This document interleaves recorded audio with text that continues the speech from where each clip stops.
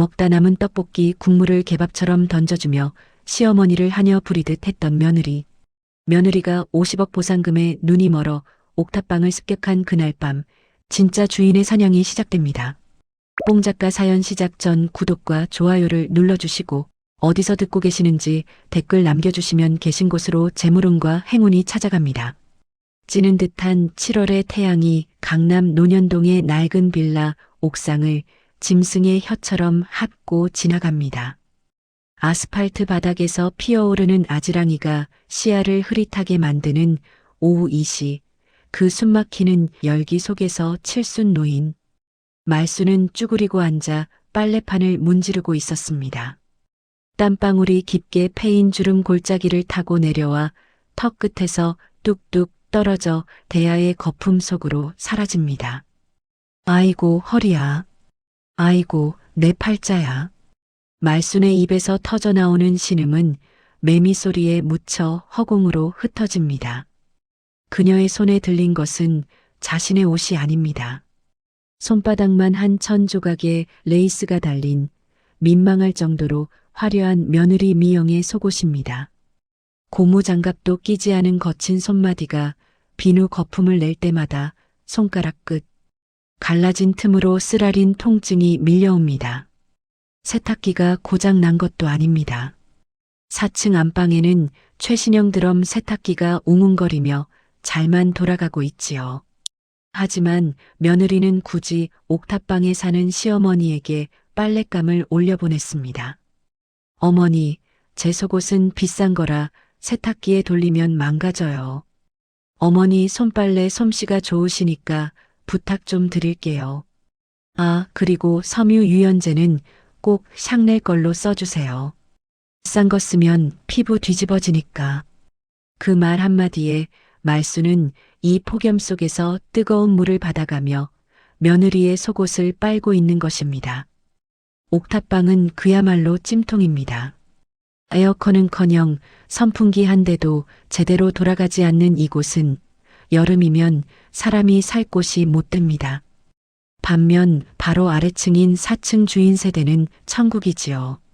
창문 틈으로 새어나오는 냉기가 계단을 타고 올라올 때면 말순은 잠시 그 문 앞을 서성이다가도 황급히 발걸음을 돌리곤 했습니다. 죽은 아들이 남겨준 보험금으로 호의호식하는 며느리가 무서워서가 아니라 그 안에서 들려오는 TV 소리와 웃음소리가 사무치게 그리워서였습니다. 빨래를 다 짠 말순이 비틀거리며 일어섭니다. 관절마다 녹이 쓴 기계처럼 삐그덕거리는 소리가 들리는 듯합니다. 젖은 빨래가 담긴 대야를 옆구리에 끼고 가파른 옥상 계단을 한 칸 한 칸 내려갑니다. 4층 현관문 앞에 선 말순은 잠시 숨을 고릅니다. 문틈 사이로 시원한 에어컨 바람과 함께 달콤한 커피 향이 새어나옵니다. 초인종을 누를까 말까 망설이던 말순의 손이 조심스럽게 벨을 누릅니다. 딩동. 안에서는 인기척이 없었습니다. 다시 한번 조심스럽게 누릅니다. 딩동, 딩동. 그제야 안쪽에서 신경질적인 발소리가 다가옵니다. 쾅 하고 문이 열리자 며느리 미영이 미간을 잔뜩 찌푸린 채 서 있습니다. 그녀의 몸에서는 값비싼 향수 냄새가 진동하고 손에는 얼음이 가득 담긴 아이스 아메리카노가 들려 있습니다. 실내 온도는 18도에 맞춰져 있는지 현관문을 열자마자 냉기가 쏟아져 나와 말순의 땀에 젖은 얼굴을 식혀줍니다. 아, 깜짝이야. 어머니, 왜 자꾸 벨을 누르세요? 저 지금 드라마 중요 장면 보고 있었단 말이에요. 미영의 말투에는 짜증이 덕지덕지 묻어 있습니다. 말순은 쭈뼛거리며 대야를 내밀었습니다. 미영아, 이거 내가 부탁한 속옷 빨래 다 했다. 햇볕 좋을 때 널어야 바싹 마를 것 같아서. 미영은 대야 속을 힐끗 보더니 코를 막으며 뒤로 물러섭니다. 아우 냄새. 어머니 땀 냄새가 빨래에 다 배겠어요. 그냥 문 앞에 두세요. 제가 알아서 널 테니까.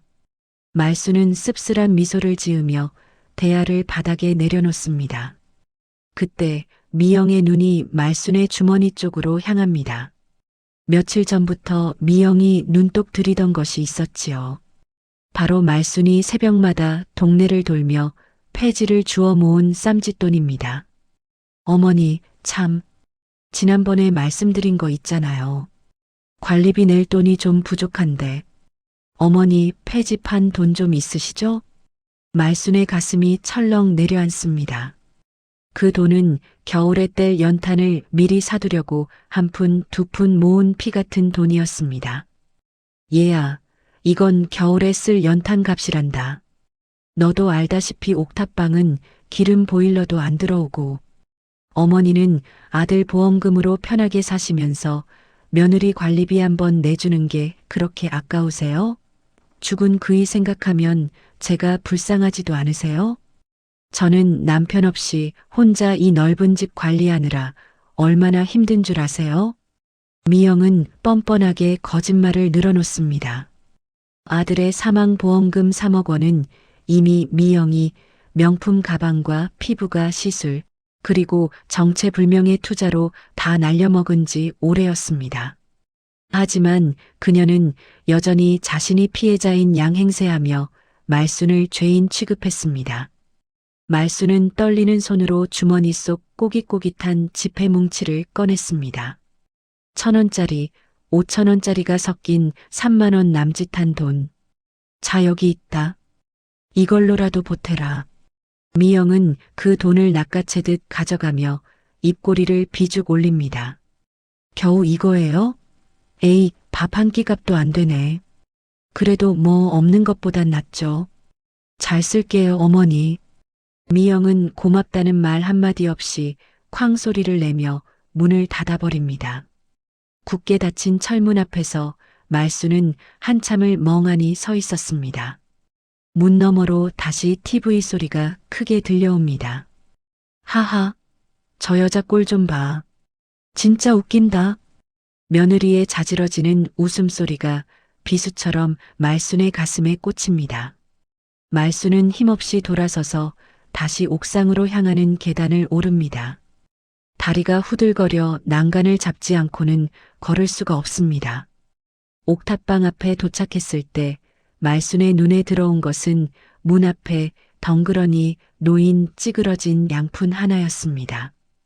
가까이 다가가 보니 개밥 그릇으로도 쓰지 않을 법한 누런 양푼에 벌겋게 굳은 국물과 불어 터진 떡 몇 개가 말라붙어 있었습니다.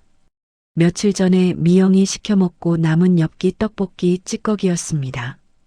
그 옆에는 쉰내가 풀풀 나는 김치찌개 국물에 밥알 몇 개가 둥둥 떠 있는 비닐봉지가 놓여 있었습니다.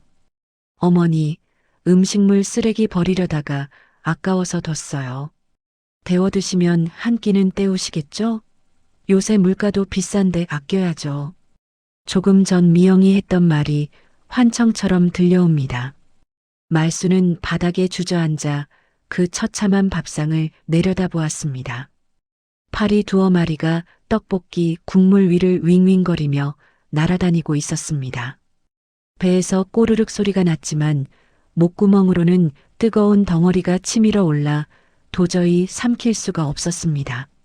내 배 아파 낳은 아들이 살아있을 적에는 그래도 따뜻한 밥 한 그릇은 대접받았는데 아들이 떠나자마자 자신의 처지는 저파리만도 못한 존재가 되어버린 것입니다. 상훈아, 내 새끼 상훈아, 내가 이 꼴을 보면 무덤에서 벌떡 일어날 텐데. 말순은 마른 세수를 하며 눈물을 훔쳤습니다. 그때였습니다.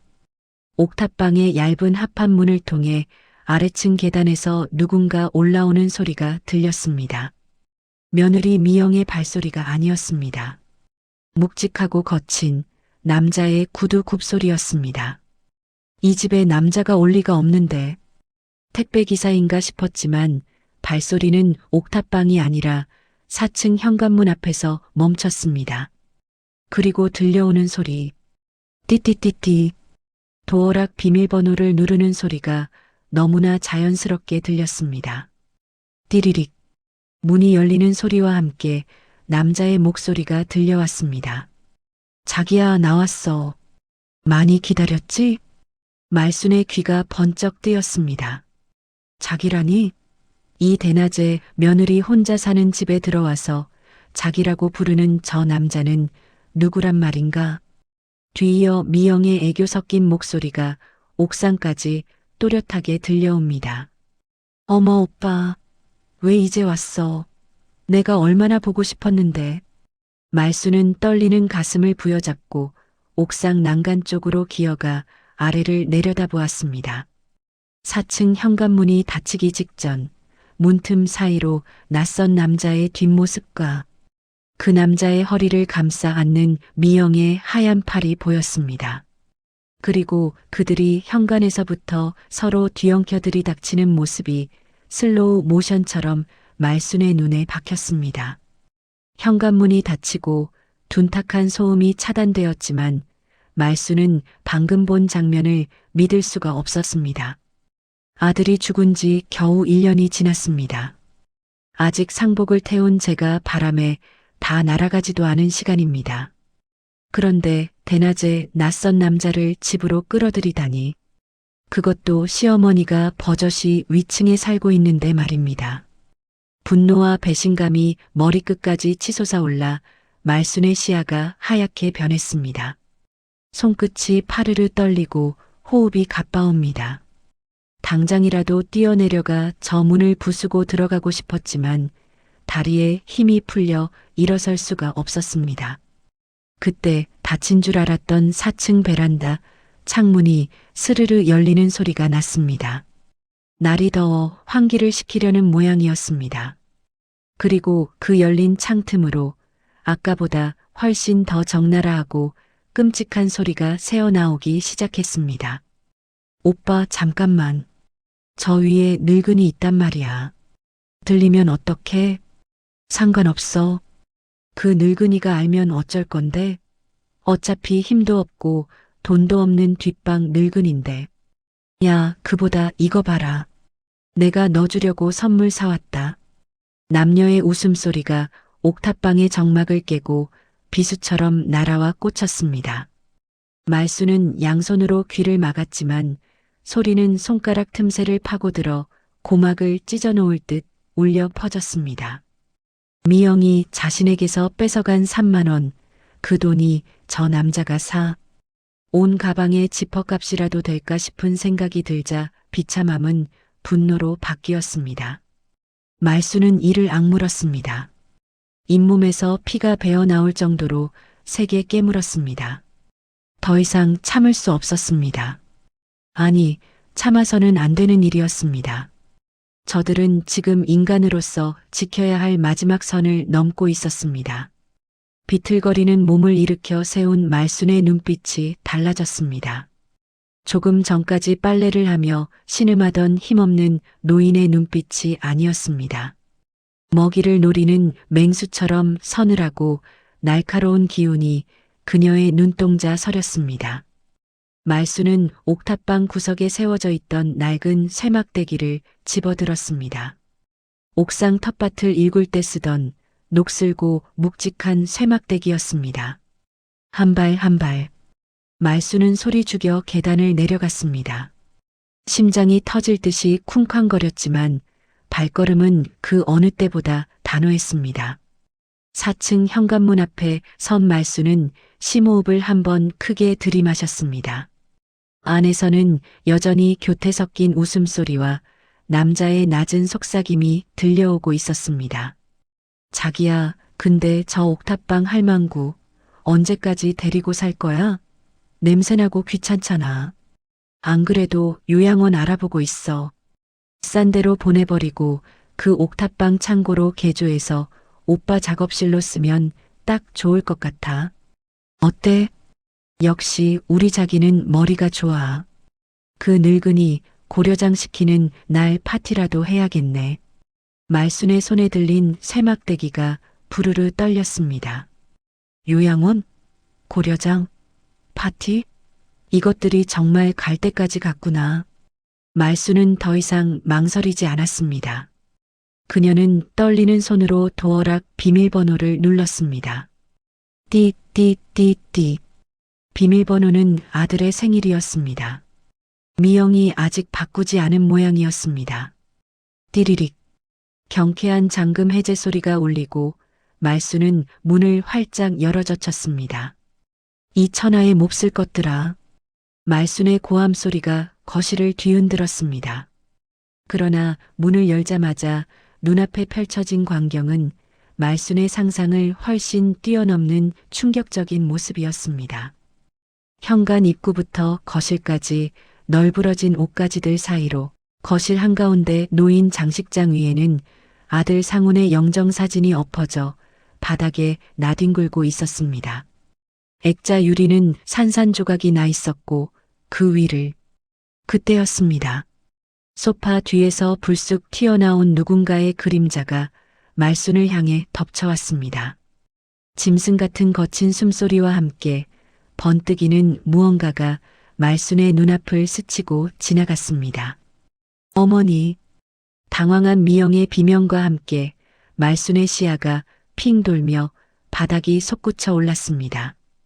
둔탁한 타격음이 현관을 울리고 말순은 차가운 타일 바닥으로 힘없이 쓰러졌습니다. 흐릿해지는 의식 속에서 말순은 현관 신발장 거울에 비친 낯선 남자의 얼굴을 보았습니다. 그 남자는 세상에 전혀 모르는 얼굴이 아니었습니다.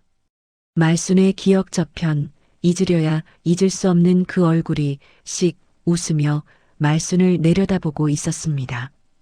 바닥의 냉기가 뺨을 타고 올라와 뜨거워진 머리를 식히기는커녕 오히려 전신의 피를 거꾸로 솟게 만듭니다. 넘어진 충격으로 욱신거리는 엉덩이뼈의 고통은 느껴지지도 않았습니다. 말순의 시선은 오직 한 곳, 거실 바닥에 처참하게 나뒹구는 액자에 고정되어 있었습니다. 산산조각 난 유리 파편들 사이로 해맑게 웃고 있는 아들 상훈의 얼굴이 보입니다. 그토록 귀하게 키운 내 새끼, 암투병 중에도 아내 걱정만 하다. 간 착해 빠진 내 아들의 사진이 낯선 사내의 검은 양말 신은 발치의 체어 구석으로 밀려나고 있었습니다. 방금 전 말순을 밀친 사내는 아무 일도 없었다는 듯 태연하게 소파에 걸쳐둔 바지를 집어들었습니다. 희멀건 피부에 기름진 머리카락, 뱀눈처럼 가늘게 찢어진 눈매를 가진 그 남자는 동네 다방에서나 마주칠 법한 천박한 인상이었습니다. 남자는 바지 지퍼를 올리며 바닥에 쓰러진 말순을 벌레 보듯 내려다봅니다. 그의 입가에는 비릿한 조소가 걸려 있었습니다. 사내의 몸에서 풍기는 저급한 스킨 냄새가 거실을 가득 채운 아들의 냄새를 그 희미한 흔적마저 지워버리는 것만 같아 말순은 속이 뒤집혔습니다. 진짜 김세계. 할망구, 노크도 없이 남의 집에 막 들어오고 그래도 되는 거야? 주거침입인 거 몰라? 남자의 목소리는 뻔뻔하기 그지없었습니다. 마치 자신이 이 집의 주인이라도 되는 양 거드름을 피우며 소파에 털썩 주저앉습니다. 그 옆에서 며느리 미영은 헝클어진 머리를 대충 쓸어넘기며 옷매무새를 다듬고 있었습니다. 시어머니가 바닥에 쓰러져 있는데도 일으켜 세우기는커녕 혹여나 자신의 실크 가운에 먼지라도 묻을까봐 옷자락을 터는 모습에 말순의 심장은 천갈래 만갈래로 찢겨나갔습니다. 미영의 눈에는 당황스러움은 찾아볼 수 없었고 오로지 방해받았다는 짜증과 도끼만이 가득했습니다. 어머니, 진짜 노망나셨어요? 왜 비밀번호를 누르고 들어오고 난리예요? 사생활 침해라고요, 이거. 적반하장도 유분수지. 미영은 도리어 말순에게 삿대질을 해대기 시작했습니다. 말순은 떨리는 손으로 바닥을 짚고 겨우 상체를 일으켰습니다. 깨진 유리 조각 하나가 손바닥에 박혀 핏방울이 맺혔지만 그따위 상처는 안중에도 없었습니다. 말순의 눈은 이글거리는 숫덩이처럼 타오르고 있었습니다. 그녀는 기어서라도 가서 아들의 사진을 품에 안고 싶었지만 사내가 길게 뻗은 다리로 액자를 툭툭 건드리는 통에 감히 다가갈 엄두조차 내지 못했습니다.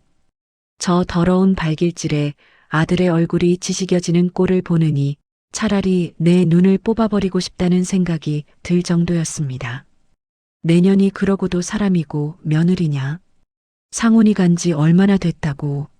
저 영정사진 앞에서 내들이 어떻게.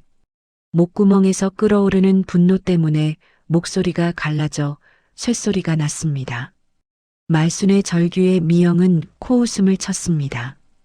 그녀는 냉장고로 걸어가 생수병을 꺼내 벌컥벌컥 마시더니 남은 물을 싱크대에 콸콸 쏟아버립니다. 그 소리가 마치 말순의 피눈물이 쏟아지는 소리처럼 들렸습니다. 죽은 사람은 죽은 사람이고 산 사람은 살아야죠. 그리고 어머니 아들이 뭐 대수라고요? 살아있을 때도 돈 한 푼 제대로 못 벌어서 빌빌대던 거, 제가 걷어먹인 거 기억 안 나세요? 이제야 저도 제 인생 찾겠다는데 왜 다 죽어가는 노인네가 와서 행패세요? 행패라니. 내 집에서 내 아들의 피값으로 산.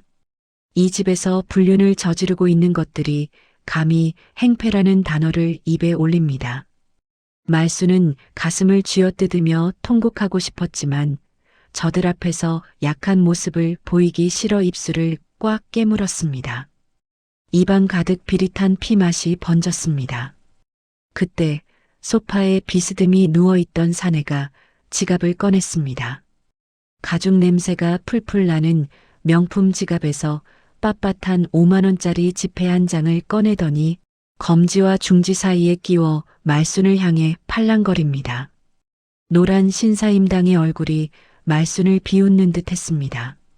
할머니, 이거 받고 떨어지쇼. 가서 사우나나 가서 때나 좀 밀고 오시라고. 냄새가 아주 고약해서 비위상에 못 있겠네. 요즘 찜질방 좋더만. 가서 식혜도 사 먹고 푹 쉬다 오면 우리 볼일 다 끝나 있을 테니까. 사내는 지폐를 종이비행기 날리듯 툭 던졌습니다. 지폐는 허공을 빙글빙글 돌다 말순의 무릎 앞에 힘없이 떨어졌습니다. 그것은 돈이 아니었습니다. 말순의 남은 자존심이자 한 줌의 인격이었습니다. 사내와 미영은 그 모습을 보며 킬킬거렸습니다. 그들의 웃음소리는 날카로운 톱날이 되어 말순의 뇌리를 썰어내는 듯 했습니다. 미영이 다가와 발끝으로 그 돈을 툭 차서 말순의 손 쪽으로 밀어줍니다. 오빠가 인심 썼네. 어머니, 이 돈 줍기 힘들게 왜 멍하니 계세요? 폐지 며칠을 주어야 버는 돈인데. 얼른 챙겨서 나가시라니까요. 말순의 손이 부들부들 떨렸습니다. 당장이라도 저 돈을 집어 던지고 놈들의 머리채를 휘어잡고 싶었지만 칠순 노인의 쇠약한 몸으로는 건장한 사내와 도끼 오른 젊은 여자를 당해낼 재간이 없었습니다. 지금 여기서 섣불리 덤벼들었다간 뼈도 못 추릴 것이 뻔했습니다. 무엇보다 지금은 저 더러운 발길질 아래 놓인 아들의 사진을 구하는 것이 먼저였습니다.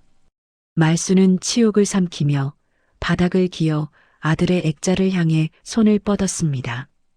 유리 파편이 무릎을 찔러도 멈추지 않았습니다. 겨우 액자를 손에 쥔 순간 말수는 깨진 유리 틈으로 아들의 눈을 마주했습니다. 사진 속 상우는 여전히 웃고 있었지만 그 웃음이 오늘따라 왜 그리 슬퍼 보이는지 말수는 액자를 가슴에 품고 몸을 웅크렸습니다. 등 뒤에서 미영의 싸늘한 목소리가 꽂혔습니다.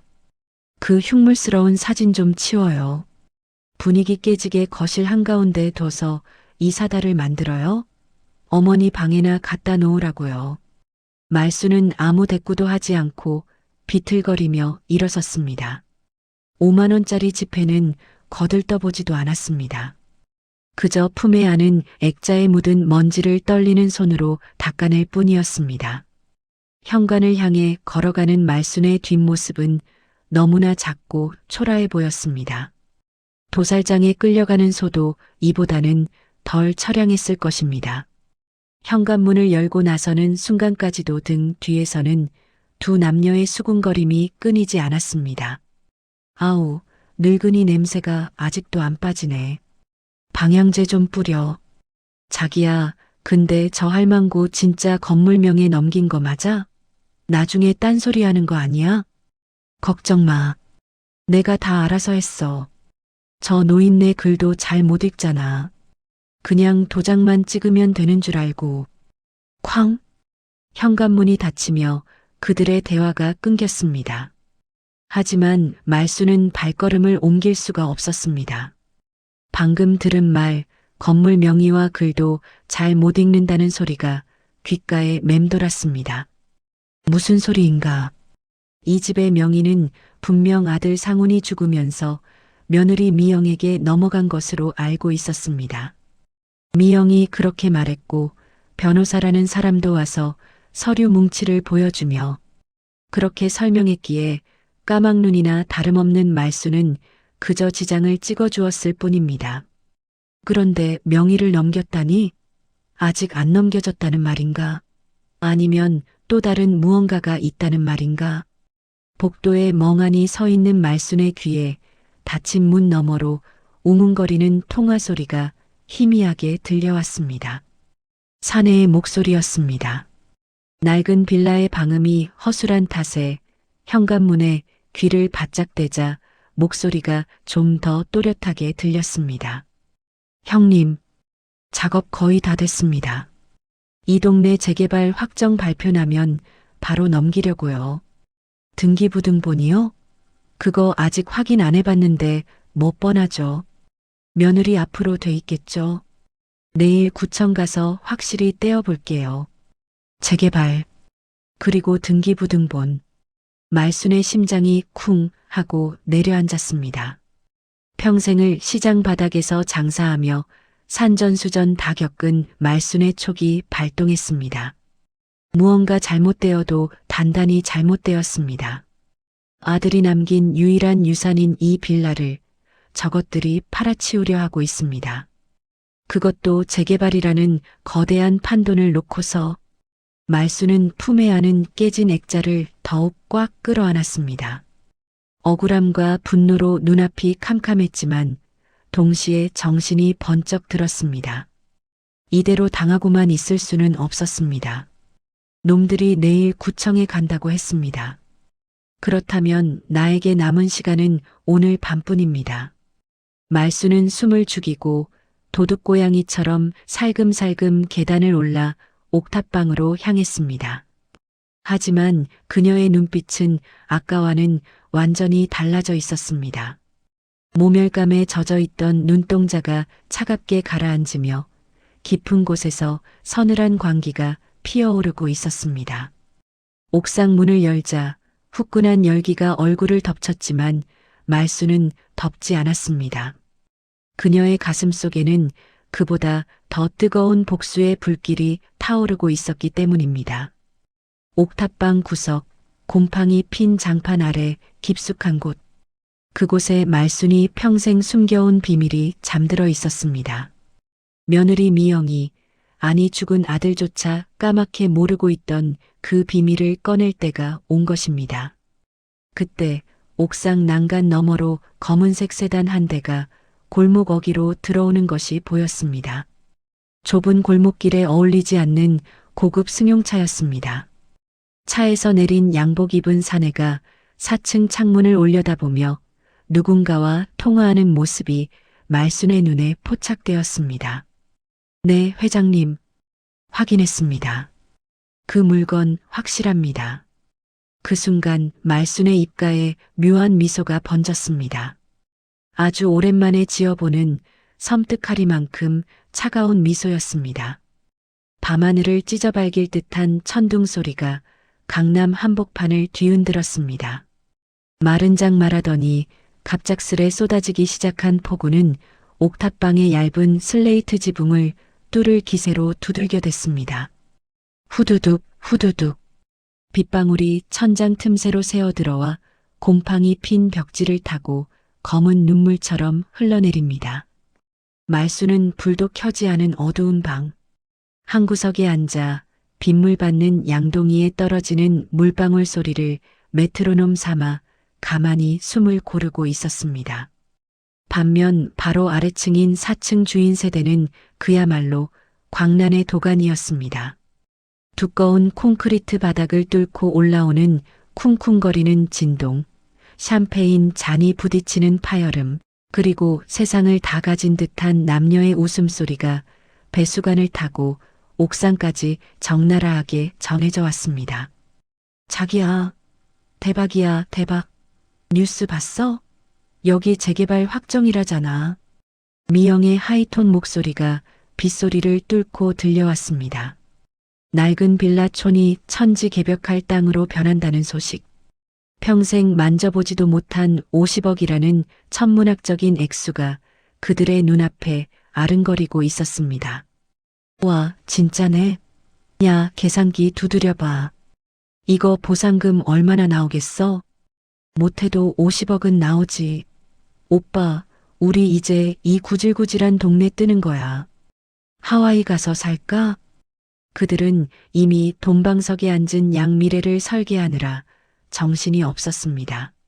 하지만 그 달콤한 꿈은 단 10분도 가지 못했습니다. 잠깐, 자기야.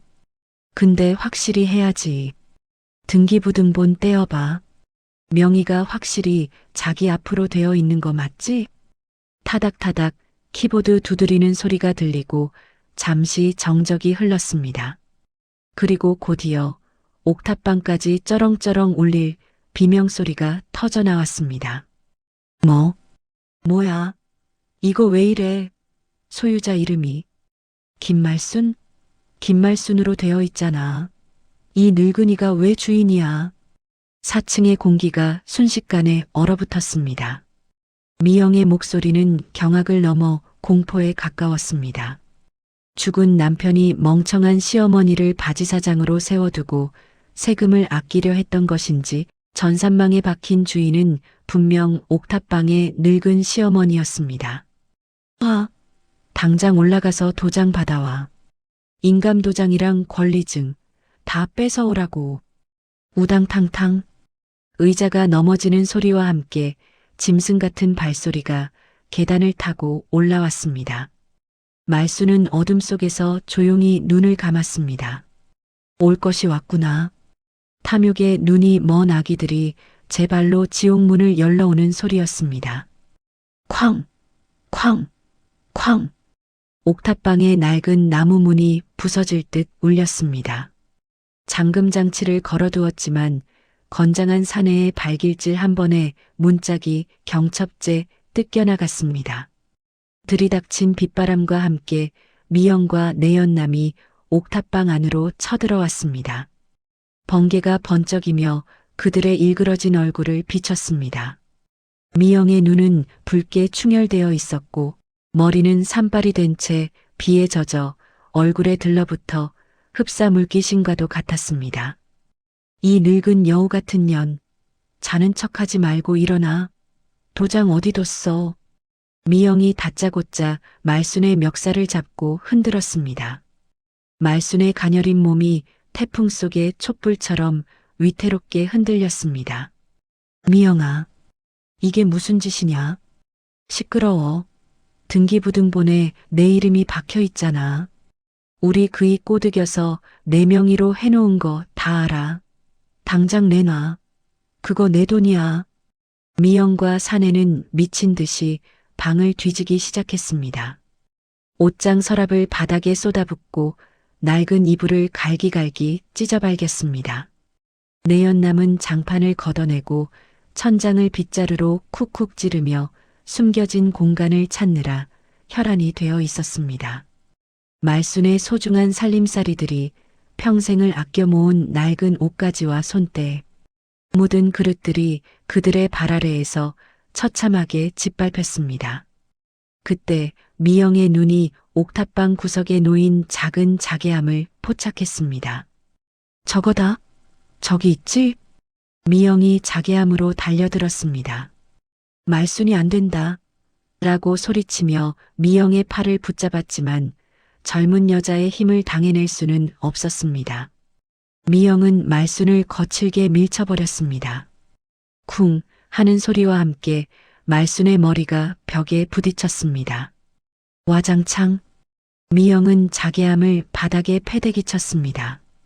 함이 깨지면서 그 안에 들어있던 물건들이 쏟아져 나왔습니다. 하지만 그곳에 인감도장이나 집문서는 없었습니다. 쏟아져 나온 것은 낡은 베네저고리 하나와 빛바랜 흑백 사진 몇 장, 그리고 꼬깃꼬깃 접힌 편지 한 통뿐이었습니다. 죽은 아들 상훈이 태어났을 때 입었던 옷과 군대에서 보냈던 효도 편지였습니다. 뭐야 이거? 쓰레기만 들어있잖아.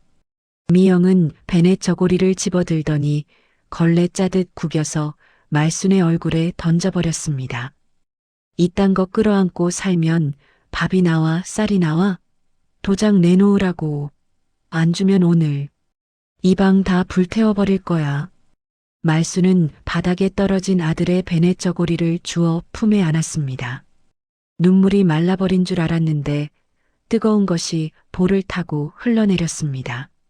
슬픔이 아니었습니다. 그것은 체념이었고 동시에 차가운 결심이었습니다. 마지막 기회였습니다. 만약 미영이 단 한순간이라도 멈칫하거나 미안한 기색을 보였다면 말순은 흔들렸을지도 모릅니다. 하지만 미영은 악기처럼 소리 지르며 말순의 뺨을 향해 손을 치켜들었습니다. 자, 날카로운 파열음이 좁은 옥탑방을 갈랐습니다. 말순의 고개가 돌아갔습니다. 입안이 터져 비릿한 피맛이 났습니다. 이게 진짜 노망이 났나? 말귀를 못 알아쳐먹어. 다시 한번 손을 들어 올리는 미영의 모습에서 말순은 더 이상 며느리를 보지 않았습니다. 그저 제거해야 할 해충을 바라볼 뿐이었습니다. 말순이 고개를 천천히 돌려 미영을 똑바로 쳐다보았습니다. 헝클어진 백발 사이로 드러난 말순의 눈빛은 방금 뺨을 맞은 노인의 것이 아니었습니다. 마치 깊은 심연을 들여다보는 듯 차갑고도 고요한 소름 끼치는 눈빛이었습니다. 그 기이한 기백에 미영은 멈칫하며 뒷걸음질 쳤습니다. 그래, 갈 때까지 갔구나. 말순의 목소리는 낮았지만 천둥 소리보다 더 또렷하게 귀에 박혔습니다. 그녀는 피 묻은 입술을 닦아내지도 않고 품에 안은 베넷 저고리를 조심스럽게 바닥에 내려놓았습니다. 그리고 비틀거리는 몸을 일으켜 세웠습니다. 테스트는 끝났다. 이제 채점할 시간이다. 뭐야? 갑자기 왜 이래? 미영이 당황하여 내연남을 쳐다보았지만 내연남 역시 기묘한 분위기에 압도되어 빗자루를 든 채 멍하니 서 있을 뿐이었습니다. 말순은 찢어진 장판 밑을 손가락으로 가리켰습니다. 내가 찾는 게 거기 있을 것 같으냐? 멍청한 것들. 진짜 중요한 건 은행 금고에 넣어뒀지. 이런 썩은 집에 뒀을까봐? 은행? 그럼 내일 아침에 은행 문 열자마자 가서 가져와. 미영이 다시 기세를 올리려 했지만 말순은 싸늘하게 웃었습니다. 내일 아침? 그래, 내일 아침이 되면 알게 될 거다. 내가 오늘 밤 무슨 짓을 저질렀는지. 그때 밖에서 자동차 헤드라이트 불빛이 창문을 뚫고 들어와 어두운 방 안을 대낮처럼 환하게 비췄습니다. 빗줄기를 뚫고 골목길로 들어선 검은 그림자. 그것은 한 대가 아니었습니다. 옥탑방 창문 아래로 묵직한 엔진 소리가 연달아 들려오기 시작했습니다. 부웅, 부웅. 좁은 골목을 가득 메우는 낯선 차들의 행렬.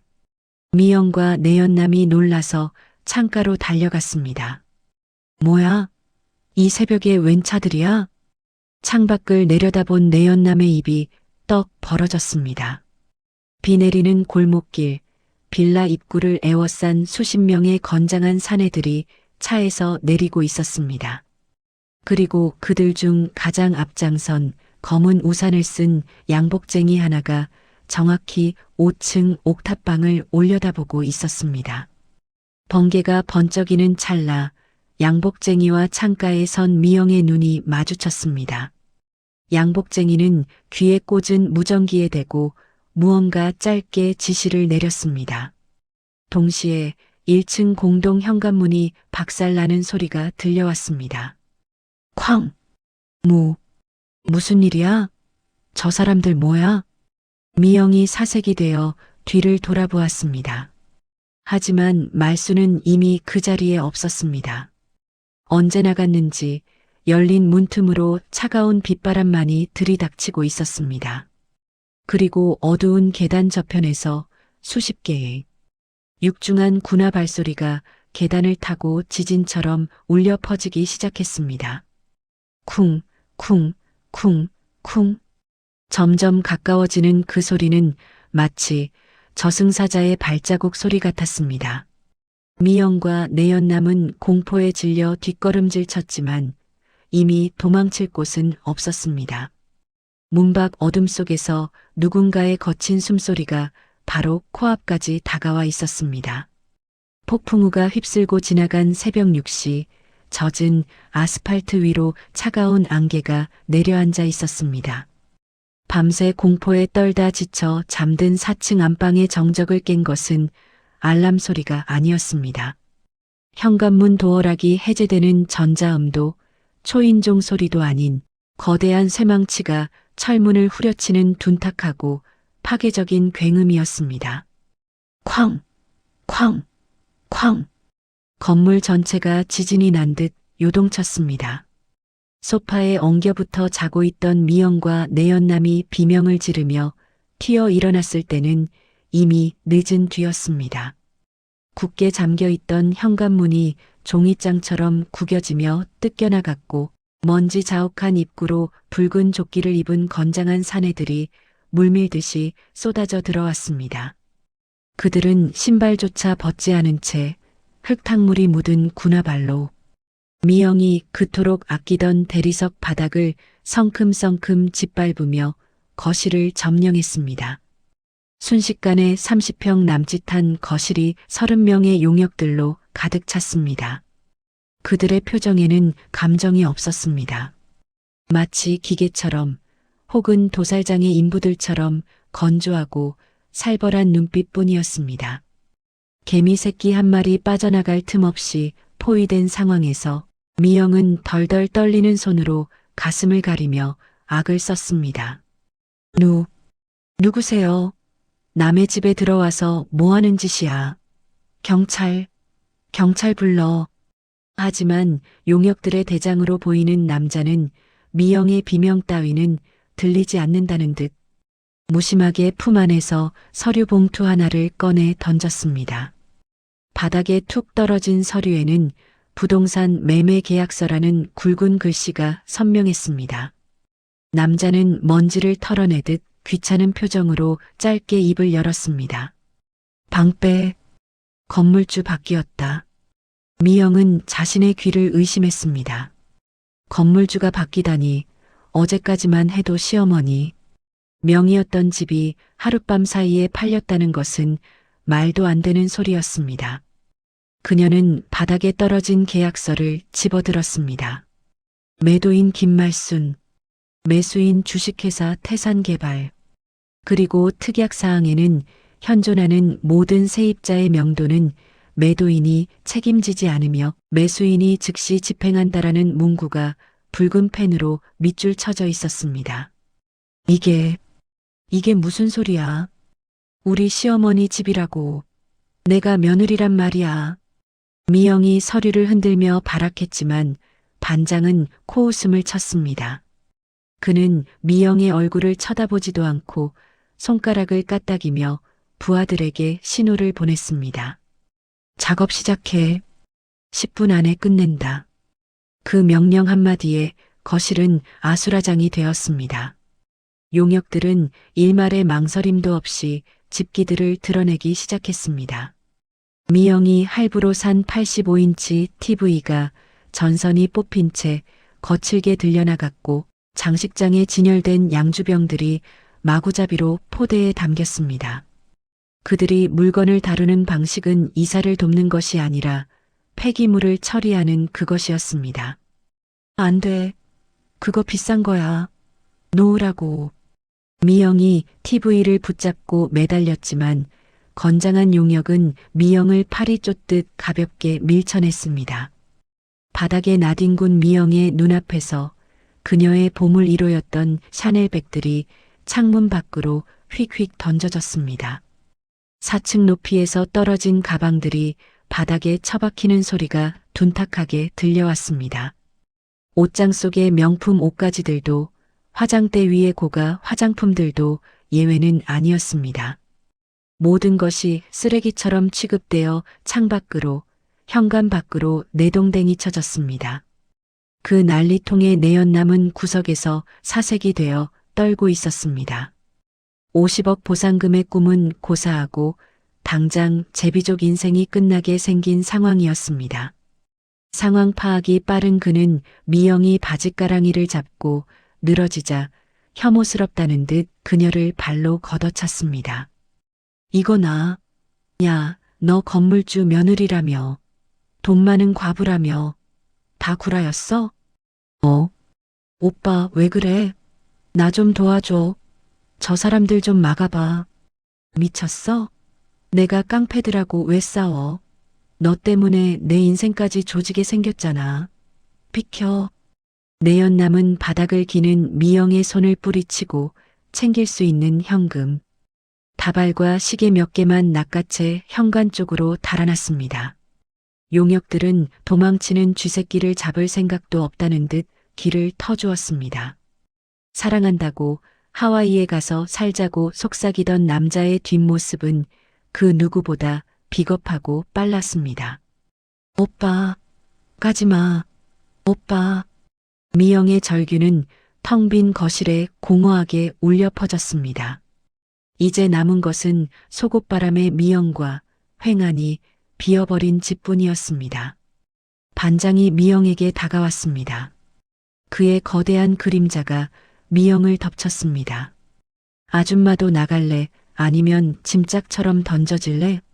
선택의 여지는 없었습니다.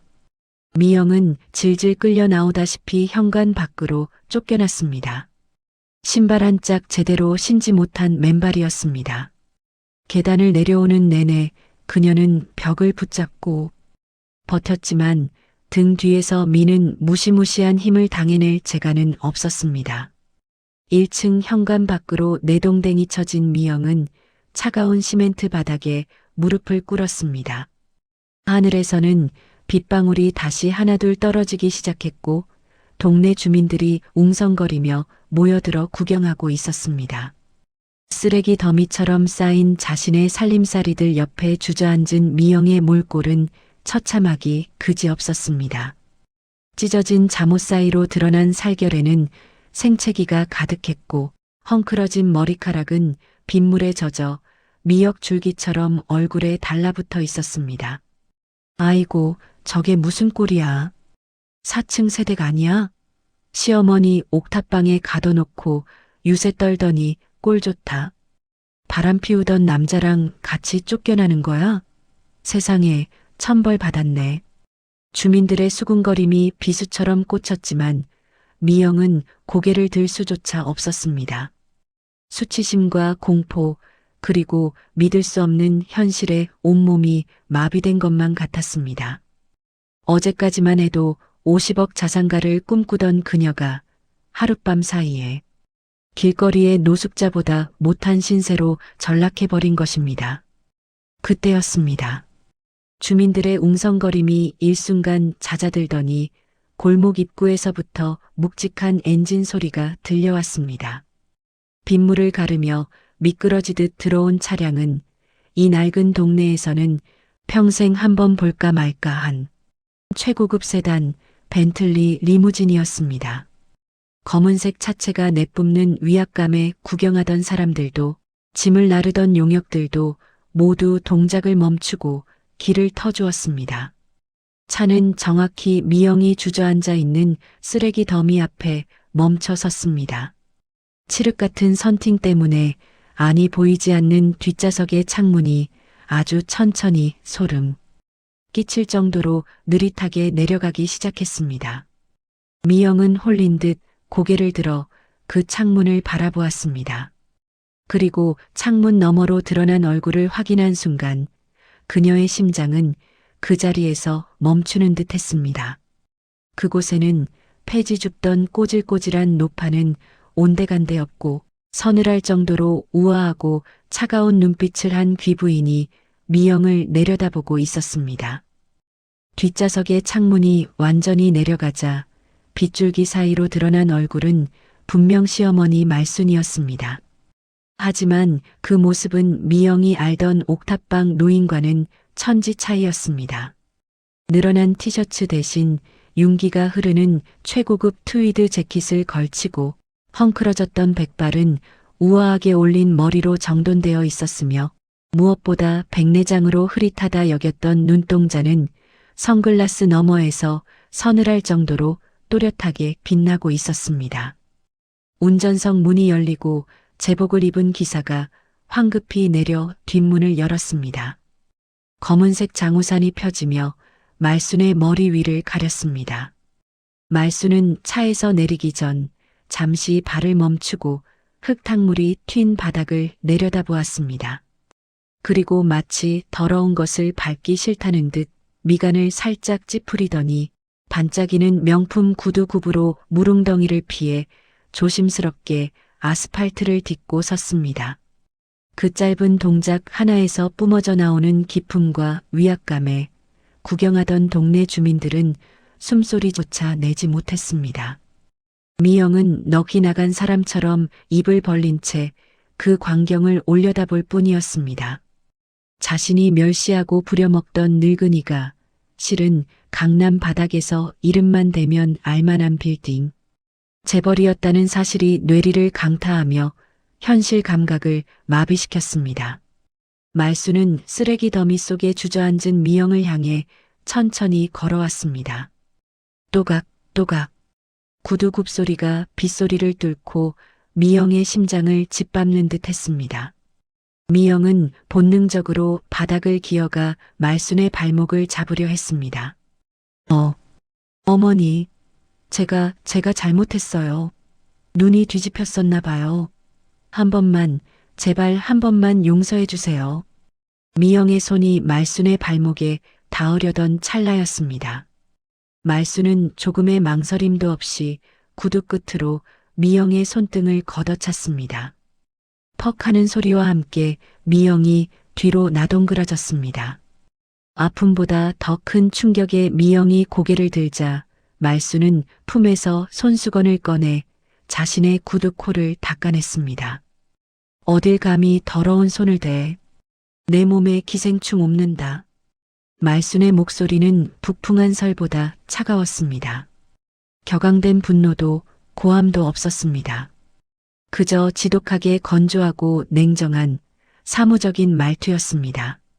그것이 미영을 더욱 공포에 떨게 만들었습니다.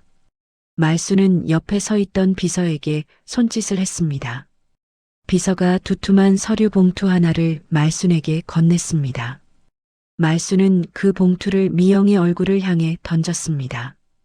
봉투가 터지며 안에 있던 내용 증명 서류들이 빗물 젖은 바닥으로 흩날려 미영의 몸을 덮었습니다.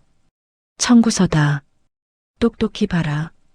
미영은 떨리는 손으로 젖은 종이 한 장을 집어들었습니다.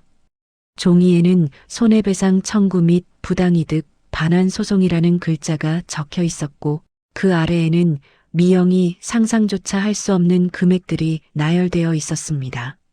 지난 3년간 무상으로 거주한 월세 및 관리비, 말순에게서 갈취한 생활비, 그리고 정신적 피해 보상금까지 합계 금액은 5억 원을 훌쩍 넘기고 있었습니다.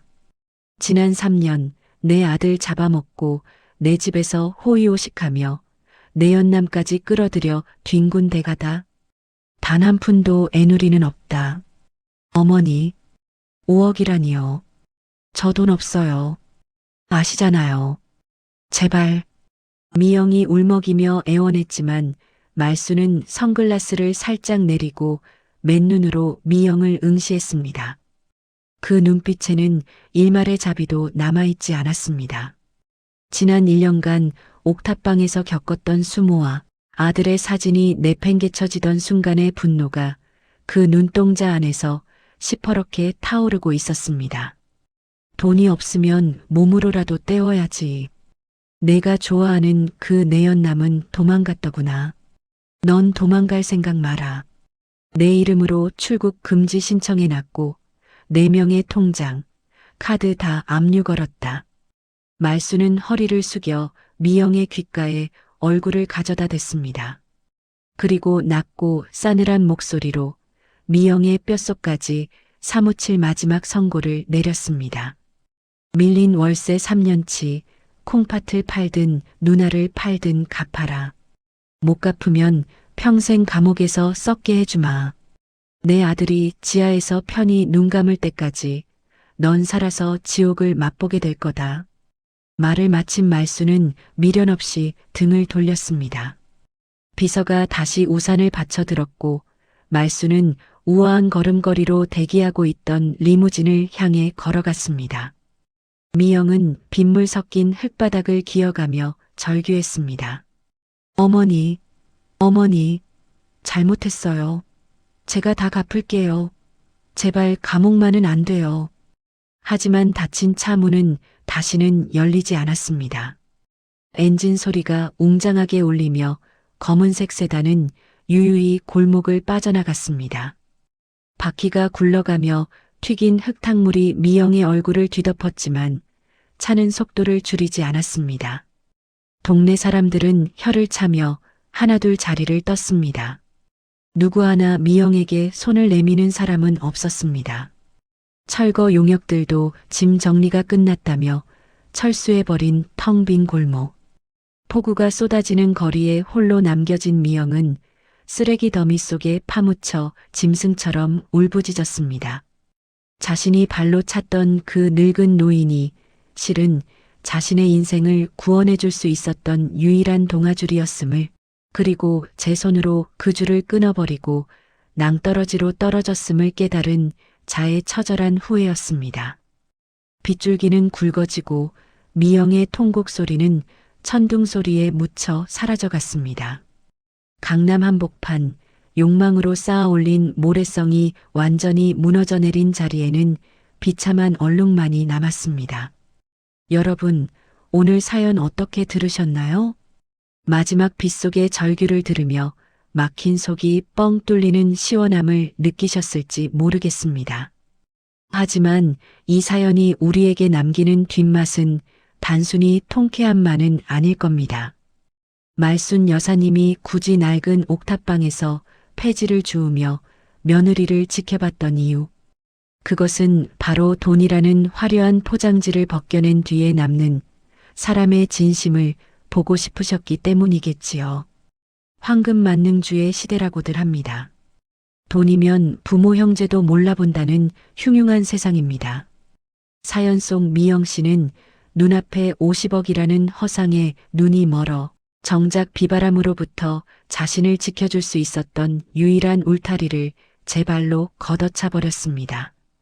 사람을 귀하게 여기지 않고 지갑이나 짐짝으로 여긴 대가는 결국 자신의 삶이 길바닥에 쓰레기 취급을 받는 것으로 되돌아왔습니다. 남의 눈에 눈물 내면 제 눈에는 피눈물이 난다는 옛말 하나도 틀린 게 없습니다.